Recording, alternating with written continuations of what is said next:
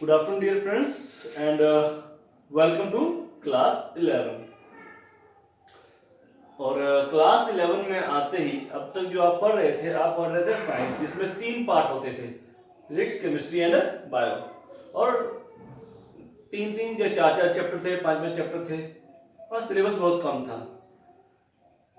वही चीजें जो आपने 9th में पढ़ी है, लगभग कुछ वैसी चीजें हम 11th में पढ़ेंगे, बट विद मोर इलेबोरेशन, बहुत एक्सप्लेनेशन के साथ उनको पढ़ेंगे और उनके क्वालिटेटिव और क्वांटिटेटिवली उनको हम स्टडी करेंगे।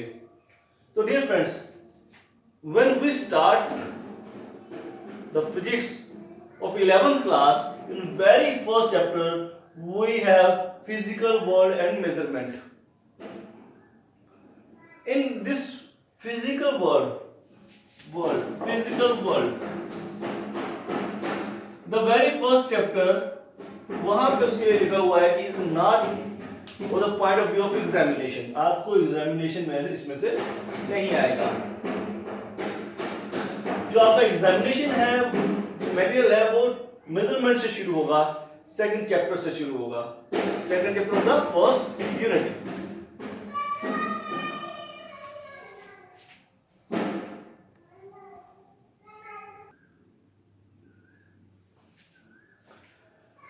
Dear friends, but first chapter is the introduction and we have to know about what we are going to study.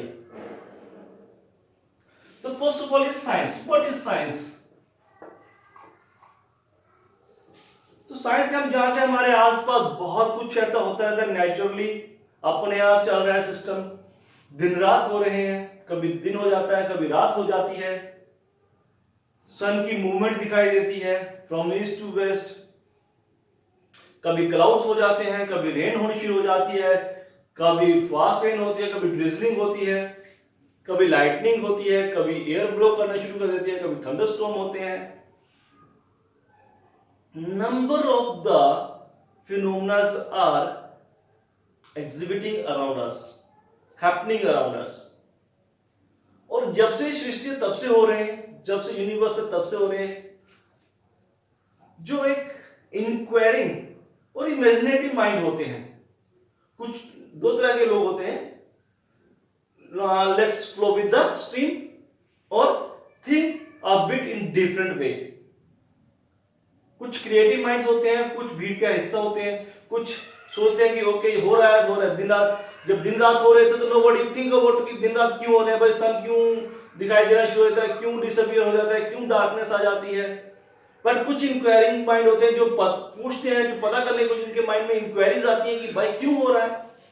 कुछ इमेजिनेटिव माइंड्स होते हैं जो इमेजिनेशंस करते हैं कि इसलिए हो रहा होगा। Earth is rotating about the sun और sun is rotating about the earth.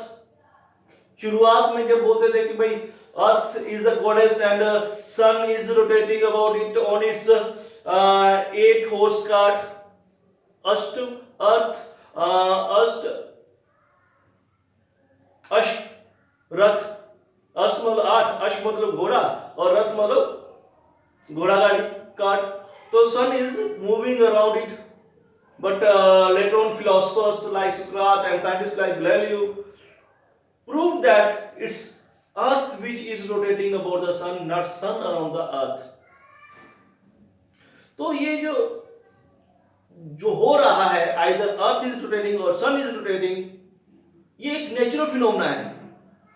But many people let it be happening the way and some people try to investigate and inquire that why it is happening and what actually is happening. That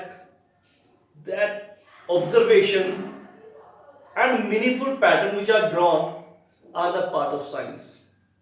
science यही है कि हम carefully किसी चीज को observe कर रहे हैं, ऑब्जर्व करने के बाद हम फिर उसके जो कंक्लूजन्स ड्रॉ करते हैं, एक पैटर्न तैयार करते हैं, एक रिलेशन बनाते हैं कि ये इस वजह से हो रहा है और इनके पीछे क्या क्या सीक्वेंसेस हैं। That is called science. Science का जो लैटिन लैटिन वर्ड है वो है scientia, which means to know, जानना, जानने की इच्छा, इंक्वायरी, टू नो, इंक्वायरी। तो किसी भी चीज की अगर इंक्वायरी करते हैं, जिसे जानने की इच्छा अगर हम कोशिश करते हैं, that is the science. Sanskrit में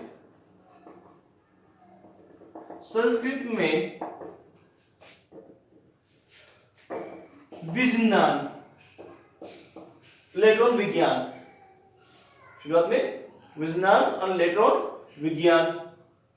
तो विज्ञान जो शब्द है, विज्ञान साइंस के लिए कोई हमारे हिंदी में विज्ञान है, और संस्कृत जो है विज्ञान वर्ड से ड्राइव हुआ है। अरबिक में इसी को, अरबिक लैंग्वेज में इसी को इल्म कहते हैं। किसी चीज का इल्म होना, इल्म का मतलब ज्ञान होना, नॉलेज होना, किसी चीज का नॉलेज हो जाना, हम किसी चीज को जान लेना, to know, that is science. तो साइंस बेसिकली क्या है, नॉलेज अचीव करना है किसी भी चीज के लिए, किसी भी फिनोमेना के लिए, किसी भी प्रोसेस के लिए, नेचुरल प्रोसेस के लिए, which is occurring around us. और साइंस की जो ये जो नॉलेज की बात है, तो नॉलेज जो है ये एंशियंट टाइम से ही एक्वायरिंग शुरू हो गई थी। Even we can see that in Egypt pyramids are drawn in triangular shape with central mass kept at the center. How they have moved such a huge rocks, this all are the part of science. They come to know how to move, they got the knowledge how to move, they got the knowledge how to construct the pyramids, construct the buildings in India, in China, in Greece, in Mesopotamia. The science has originated very earlier times, very early times in such places or in world. तो अगर science की एक particular definition की बात करें, ऐसे तो science की कोई पर्टिकुलर डेफिनेशन नहीं हो सकती है, देयर इज नो पर्टिकुलर, क्योंकि ये सिंपल क्या है, नॉलेज को एक्वायर करना है, नॉलेज को अप्लाई करना है, जो भी कुछ नेचर में हो रहा है, नेचुरल फिनोमेना जो कुछ भी हो रहा है उसके बारे में। लेकिन अगर सिंपल वर्ड्स में इसको हम डेफिनेशन फॉर्म में बोलना चाहें तो हम कह सकते हैं कि study of the natural phenomena in as much as detail and depth as possible. मतलब किसी भी नेचुरल फिनोमेना को अगर हम बहुत ज्यादा डिटेल में, बहुत ज्यादा गहराई में जाके स्टडी करेंगे तो वो जो नॉलेज मिलेगा उस नॉलेज को यूज करें टू प्रेडिक्ट, मॉडिफाई और कंट्रोल द फिनोमेना। क्या हो गया, साइंस क्या है, it is the study of natural phenomena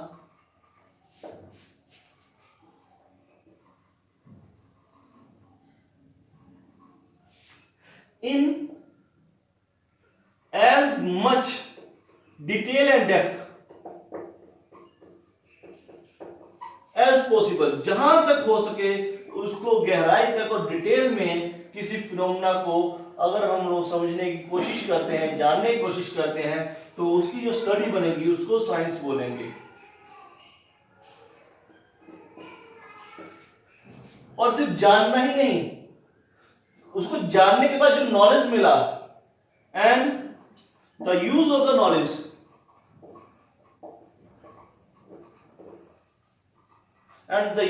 knowledge in prediction, modification and control. जैसे दोस्तों हम बात करते हैं अर्थक्वेक आता है, नेचुरल फिनोमेना है, तो अर्थक्वेक के लिए जो हमारे पास सिस्मोग्राफ है, जो उसकी स्टडी के लिए हमने यूज करते हैं, इंस्ट्रूमेंट्स यूज करते हैं, और जो हमें बताता है कि आ रहा है, तो अगर हम उसको डिटेल में और डेप्थ में स्टडी करें अर्थक्वेक की, तो क्या करेंगे, हम उसके नॉलेज को यूज करेंगे टू प्रेडिक्ट कि कब आएगा अर्थक्वेक, किस सिचुएशन में आएगा, कौन सी तारीख को आएगा। हालांकि अभी तक अर्थक्वेक के बारे में प्रेडिक्शंस नहीं की जा सकती हैं, but there are number of things. जैसे आप मोबाइल में वेदर फोरकास्ट देखते हो, तो आपको कहीं जाना है, you have to visit some place, if you have to visit some hilly area, तो you first of all search on Google weather forecast and see the weather report there. If it is raining, it is cold, it is snowing, whatever be. तो ये सब क्या predictions हैं, और ये सारी prediction कैसे आई? We have studied the environment in such detail and depth that we can predict the weather conditions of any place. Modification, किसी चीज को modify कर सकते हैं, किस चीज को बनाया है उसको दोबारा मॉडिफाई कर सकते हैं। Scientist invented AC, air conditioner.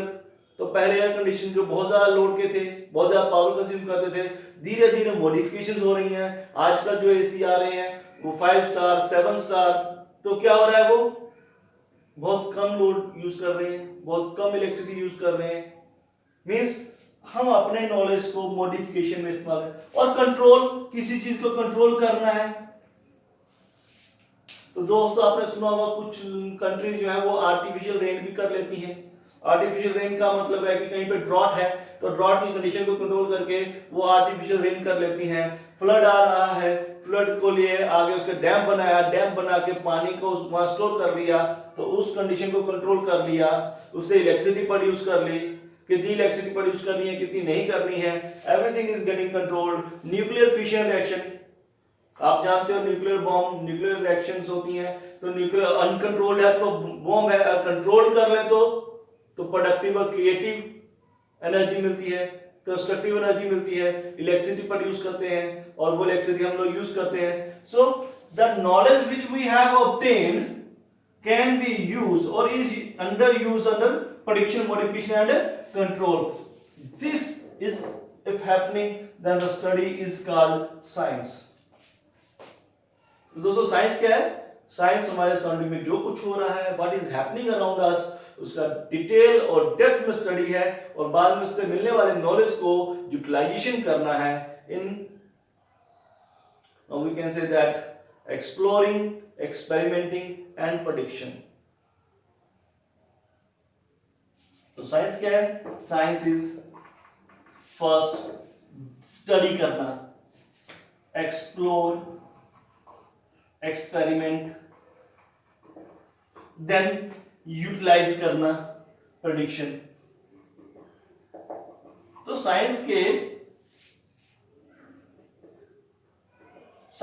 तीन बेसिक पिलर कह सकते हैं, exploring, experimenting and prediction. Exploring का मतलब किसी चीज को एक्सप्लोर करना, फाइंड आउट करना, और फिर उसको एक्सपेरिमेंट्स करके उसको प्रूव करना, या उसको और उसके बारे में नॉलेज गेन करना, डेप्थ तक डिटेल में जाकर स्टडी करना, एक्सपेरिमेंटिंग, एंड देन उसके नॉलेज को यूज करना, प्रेडिक्शन। तो science is basically exploring, experimenting and prediction. Dear friends, if there is a science is there means we are studying, और साइंस है तो फिर हमारे पास एक वर्ड आता है scientific method.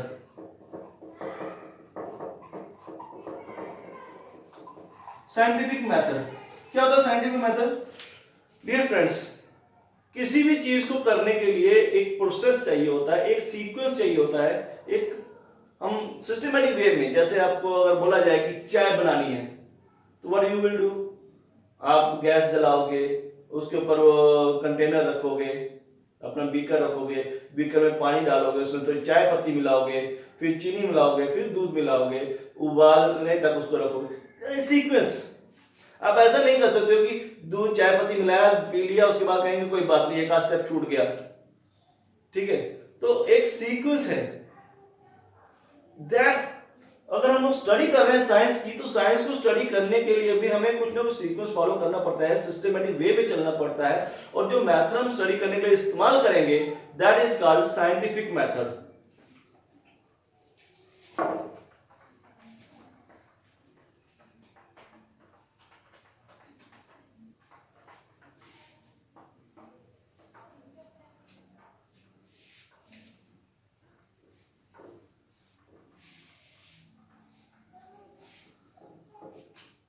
scientific method, the procedure or steps followed in studying any natural phenomena.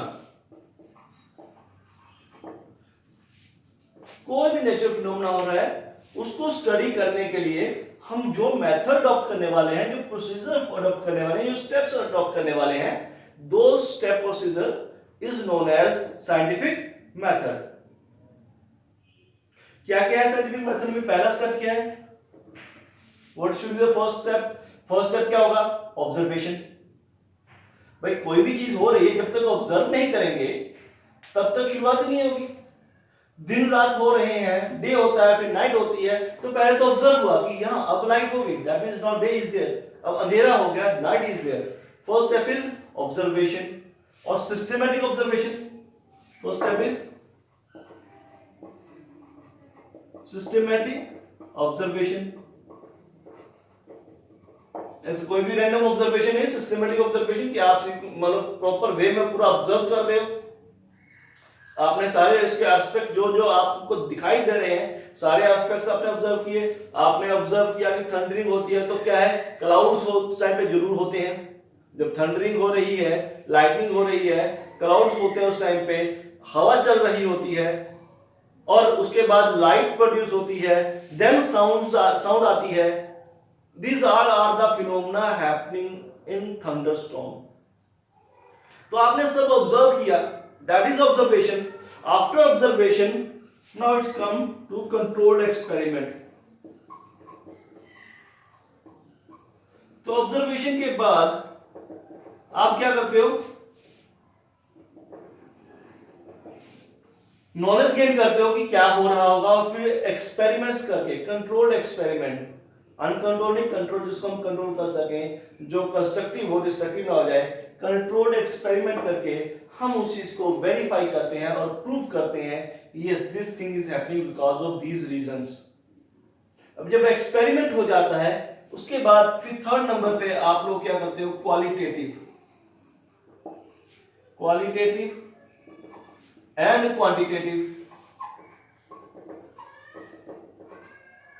Qualitative and quantitative analysis और reasoning.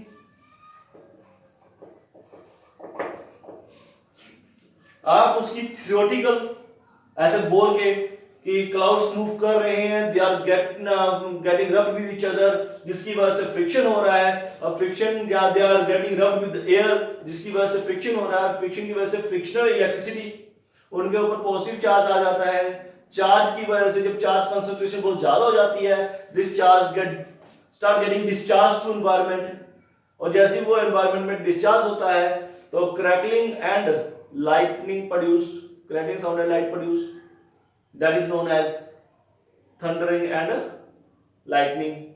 तो ये क्वालिटेटिव एंड देन क्वांटिटेटिव. कोई मैथमेटिकल एक्सप्लेनेशन या मैथमेटिकल फॉर्मूला ड्राइव हो रहा हो तो वो मैथमेटिकल क्वांटिटेटिव रीजनिंग. तो पहले हो गया ऑब्जर्वेशन, फिर हो गया experimentation, then qualitative and quantitative reasoning. Fourth number mathematical modelling. कोई मैथमेटिकल मॉडल उस पर बन रहा हो जो उसकी कैलकुलेशन, जो उसकी काउंट, उसके जो डेरिवेशन पार्ट है उसको एक्सप्लेन कर रहा हो. Then prediction. ये सब जब हो गया then we predict the phenomena, what is happening. Prediction. After prediction verification is there. कोई भी चीज प्रोड्यूस होती है तो वेरीफाई जरूर होती है. कोई भी लॉ बनता है, प्रेडिक्शन मतलब law formation, F is equal to ma.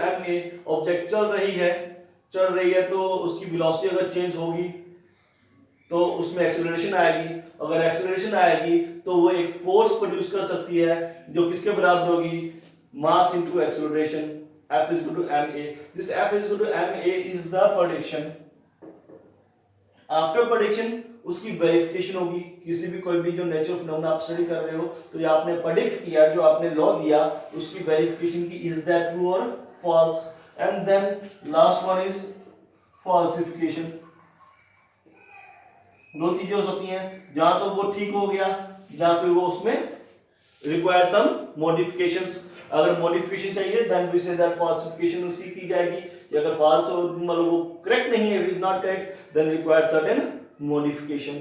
So these steps, if we follow these step and study any natural phenomena, तो study any natural phenomena following these step is known as a scientific method. जो हम study कर रहे हैं, तो हम बोले किस मेथड स्टडी किया, तो साइंटिफिक मेथड से स्टडी किया, because we have dealt with such steps. और डियर स्टूडेंट्स, साइंटिफिक स्टेप से जब हम किसी भी फिनोमेना स्टडी कर रहे हैं, तो हम कह सकते हैं कि साइंस जो है वो डायनामिक है। डायनामिक का मीनिंग क्या होता है? साइंस इज, ये लास्ट वाले स्टेप की बात करते हैं हम लोग, साइंस इज डायनामिक। डायनामिक का मीन्स है कि जैसे जैसे आगे बढ़ते जाएंगे, जैसे जैसे टाइम पास होता जाएगा, हम और एक्सप्लोर करते जाएंगे। हम जो पहले हमारे पास चीजें हैं, हम वहां तक पे सीमित नहीं है। टाइम के साथ साथ हमारा जो एक्सप्लोर लेवल है वो बढ़ता जाएगा, हमारा नॉलेज बढ़ता जाएगा। और अगर नॉलेज बढ़ता जाएगा तो कई ऐसी थ्योरियां जो आज ठीक लग रही हैं, फ्यूचर में वो ठीक नहीं लगेंगी। आप लोगों ने साइंस में एटॉमिक मॉडल पढ़ा होगा, डाल्टन एटॉमिक मॉडल। सबसे पहला एटॉमिक मॉडल डाल्टन ने दिया। देन जे थॉमसन ने जब इलेक्ट्रॉन की डिस्कवरी कर ली, तो फिर उसने क्या बोला, उसने बोला उसके अंदर इलेक्ट्रॉन्स एटम के अंदर होते हैं, पर एटम तो न्यूट्रल है। अगर न्यूट्रल है और उसके अंदर इलेक्ट्रॉन्स हैं, दैट मींस पॉजिटिव चार्ज भी होगा। तो उसने अपना एक मॉडल प्रेजेंट कर दिया। फॉल्सिफिकेशन के बाद नया model. After J Thomson, Ernest Rutherford, he gave also another model. उसने वो न्यूक्लियस का बीच में कांसेप्ट क्रिएट कर दिया कि न्यूक्लियस होता है, सारा प्रोसीजर वहां पे, electrons are revolving.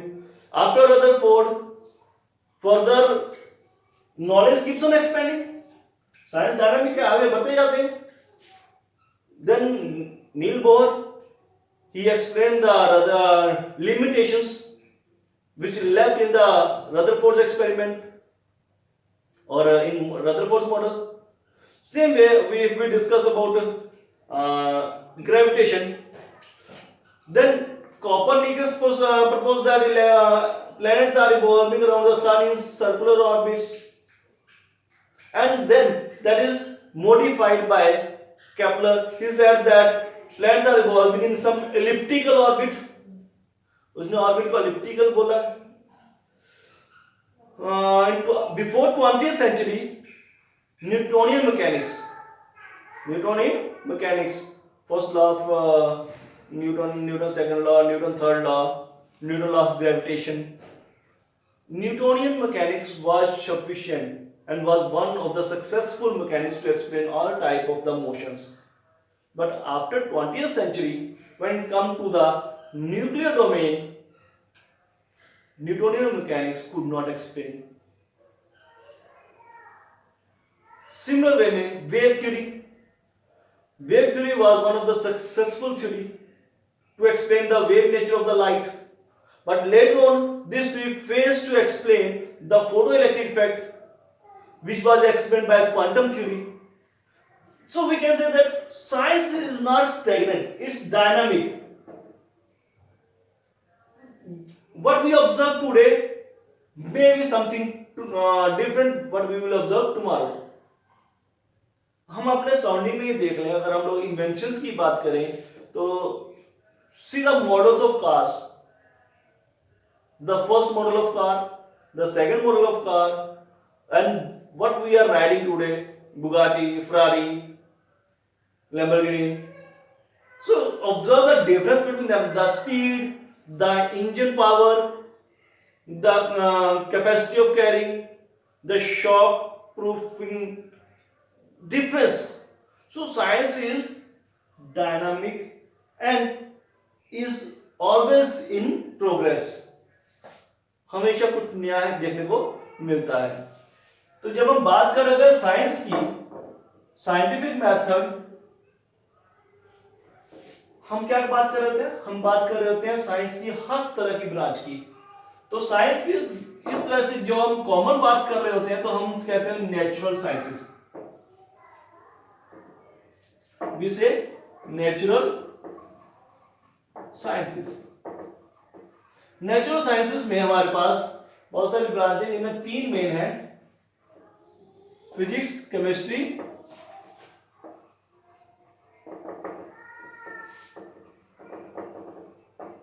Biology. Physics, chemistry and biology. Dear friends, because we are discussing the physics in our lectures, so chemistry and biology, leave this topic here only. Chemistry is the science which deals with the knowledge of chemicals or elements, biology with living beings, and physics, let's discuss about physics.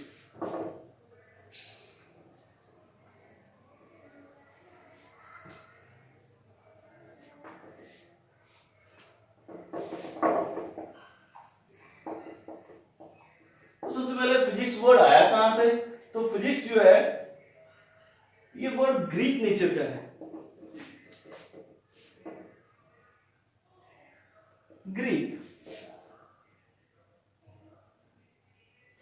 Greek में physics का meaning होता है nature. Greek में physics का meaning, physics word का meaning in Greek is nature. Same way में physics को अगर संस्कृत में देखें तो बोलते हैं भौतिकी। भौतिकी, भौतिकी means physical objects.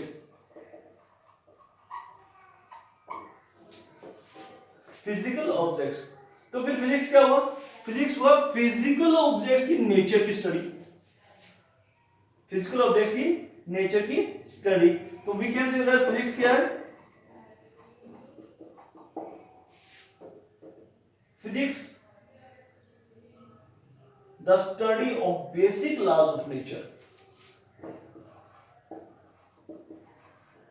Study of basic laws of nature, nature के जो बेसिक लॉज हैं उनकी study and their manifestation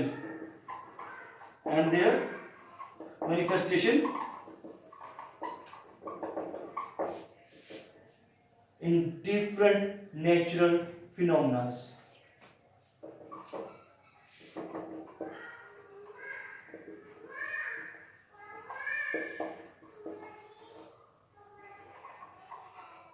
It deals with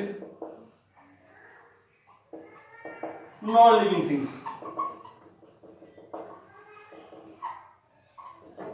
ये नॉन-लिविंग थिंग से डील कर रही है। फिजिक्स जो है वो फिजिकल यानी कि नॉन लिविंग थिंग से डील करती है जो नेचर में एग्जिस्ट कर रही है। प्लैनेट्स कैसे मूव कर रहे हैं, स्टार्स कैसे मूव कर रहे हैं, how galaxies are getting formed, galaxies are randomly moving, electromagnetic waves कैसे मूव कर रही हैं, लाइट सन से हमारे तक कैसे आ रही है, हम लोग कैसे चलते हैं, बस कैसे चलती है, how car moves, how engine works, all these things जो हमारे पास फिजिकल वर्ड, जो भौतिक वर्ड, भौतिक उससे डील कर रहा है, दैट इज कॉल्ड फिजिक्स। तो नेचर के जितने लॉज हैं उनकी स्टडी और उसके बाद उनका utilization in different natural phenomena is known as physics. Dear friends, next topic which we will discuss is scope of the physics.